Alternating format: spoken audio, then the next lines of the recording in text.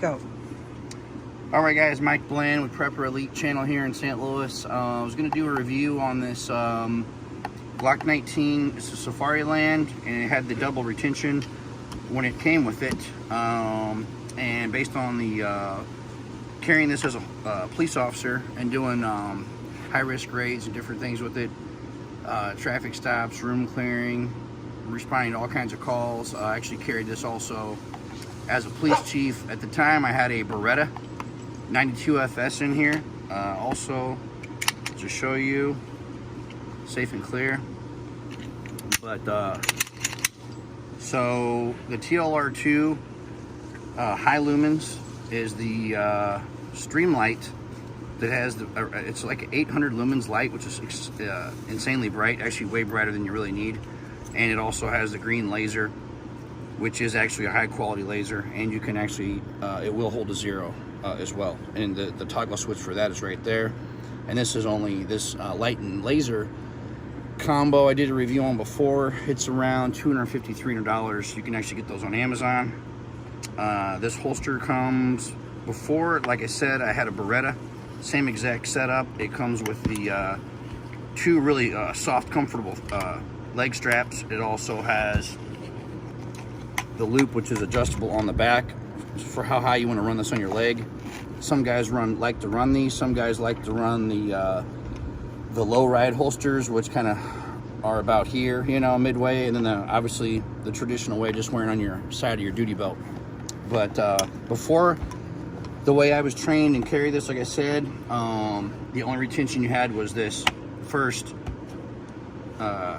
clasp, which is really not a retention. I mean, at face value, someone cannot pull it off you, but yes, if they grabbed in, as some guys train some bad guys, and they come in and they do the deal where they push down on the holster, they could then potentially, of course, pull the weapon out like this. I have many opinions and thoughts on that scenario, but personally, everyone, when you get into these type of things, gear and tactics, a lot of preference also, unless you are on a certain SWAT team or certain military unit, and it's like standard operating procedure to carry X, Y, Z and run it a certain way. You know, even then, a lot of those guys, they let them customize their stuff and run it different ways, but I have never liked anything they've added on since I carried this setup in 2005. They added on this blade, which keeps someone from grabbing your weapon, and then on the inside they added this other device here, which is a second push down. Once you release this, this goes on the inside, and this actually pushes down also before you can pull your weapon out. Okay, so personally, I don't want this in my way. So there was 2 Allen screws here. To remove that, you basically bend this down as hard as you can, take the corresponding size Allen key, take those out. This literally falls off, and then put those back in, secure those. For this retention device, there is only one actually Allen key right here, Allen screw, and the whole thing slides out. It's just a piece of plastic is all it really is. So if you do try to run this Glock 19 in this holster without the light on there, since it's cut for the light, meaning it's bigger, the Glock will rock back and forth in there. It will be loose. You could do it. I don't know if I would really advise it or not, but you know, it could be done, or it could be done short term. If you put this in here, which is the way it came with, is to fit flush with this light and laser, you know, the right specs, then it's going to slide in there, and then you just pull this back up. So again, as far as the way how this is going to look when you're actually wearing this, I had it on a minute ago, but it's basically going to go, it's going to loop onto your belt, and it's going to quickly and easily fasten onto your legs. So basically, it's going to look something like this, and then you can kind of adjust it and get it to fit your body. But basically, it's going to come out, and then you can easily put that back in the holster. So again, It gets a lot of the personal preference. I really liked when I ran my Beretta on there. The Beretta was kind of heavy to wear on a leg. It's all metal gun, metal mags, you know. Sometimes I would have to run, had that on there, and it would kind of feel like it was flopping around when you're running it on the leg. Glock's a lot lighter, so the Safari Land holster, these things are high quality. Actually, the last one I had with the Beretta was actually used when I got it, and I had it for several years up until I was a police chief. So I got that holster used in 2005, and then I actually had it up until 2012, 2013. So, and keep in mind, when I got that holster, it was highly used, and nothing ever happened. In fact, the only reason I got rid of that holster was I had some dogs at the time, and of course, they completely chewed up the clasps. I probably could have had that fixed or replaced those, but I mean, they just chewed up this whole thing. So it was just, you know, said good riddance, got rid of it. But for anybody who has questions or comments on these, I wanted to give you the exact model number of this. I do have this inside, but basically it's a Safari Land and it's for the Glock 19.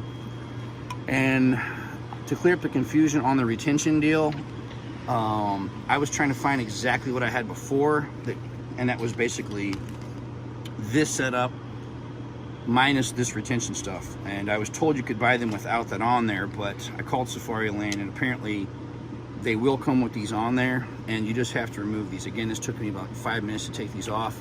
As far as getting into the argument, debate, and comments on, oh man, you should keep on there for the retention, some bad guy's gonna get it from you. You know, I did law enforcement over 20 years, private investigations, all kinds of stuff, and my thing is first off, no one should be grabbing a hold of your weapon, or you have bigger problems than some plastic devices. And secondly, if they do, there's also several counters to that, and also one of those gets into another video, another discussion. If you think the guy really has a good grip on that weapon and he's much stronger than you, is dropping that mag out of here, releasing that mag out, letting it fall to the ground, toss it, whatever. In a Glock, you're still gonna have this live round in here, so if he does pull it out, you're gonna have this one round. If he pulls it out and you're fighting him, you could try and squeeze that round off. You could try to eject it.